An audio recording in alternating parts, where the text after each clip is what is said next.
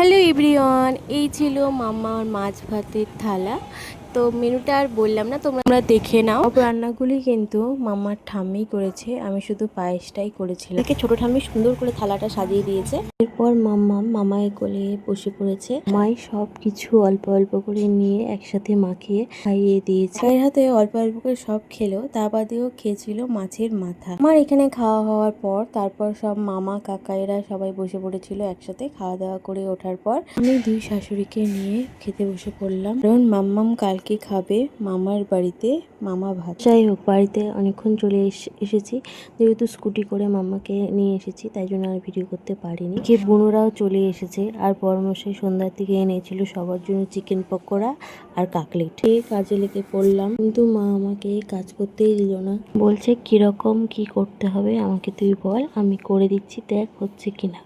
ফুল সাজানোটা কেমন হলো নেক্সট